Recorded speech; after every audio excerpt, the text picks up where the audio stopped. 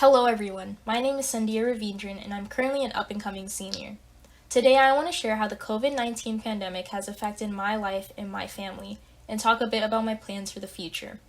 When the COVID-19 pandemic hit, everything changed so quickly. One day we were in our classrooms laughing and learning together, and the next we were all at home, trying to figure out how to make online school work. My school moved entirely online and I suddenly had to get used to attending classes and doing all my assignments from home. It was really tough at first because I missed seeing my friends and teachers in person. The hallways, the cafeteria, all the places where we used to hang out and have fun were suddenly out of reach. The transition wasn't easy. I had to learn how to get used to new tools and platforms for virtual learning, like Zoom and Google Classroom. Sometimes there were technical issues like bad internet connection or glitches in the software, which made it even more frustrating. I also missed the direct interaction with my teachers, where I could easily ask questions and get immediate feedback. But over time, I got more comfortable with the new routine. I set up dedicated study space at home, which helped me study and focus better in class. I also started organizing my day with a schedule to balance out the schoolwork and free time. To stay connected with my classmates, we also began doing regular video calls where we could chat and help each other with homework. Social media also played a big role in keeping our friendships alive. We shared memes, played online games together, and supported each other through tough times.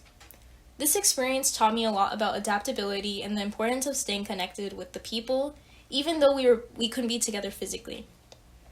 It wasn't the same as being in school, but we made it work the best we could. So one of the biggest challenges for my family was related to my dad's job. He worked in a manufacturing plant, which was considered an essential service. This meant that he had to do work every single day despite the risks. We were really worried about his safety because he was in contact with many people and there was a higher chance of exposure to the virus. To keep us safe, my dad took a lot of precautions. He wore a mask, sanitized his hands frequently, and followed all the safety guidelines at work. But even with all these measures, we couldn't take any chances at home. When he came back from work, he had to stay in an isolated space, and we couldn't interact with him as we used to. It was really hard not being able to see my dad or even have dinner together as a family. We had to adapt to new ways of showing our love and support from a distance.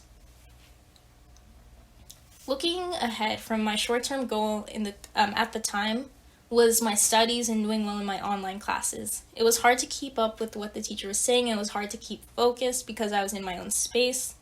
And I also wanted to find new hobbies and activities that I could do safely at home, like learning how to play an instrument. I learned how to play the piano, and improving my cooking skills. In the long term, I hope that things get better, getting back to normal life, and I can better bond with my father without any restrictions, and I can continue my education seamlessly now that I'm doing more in-person school.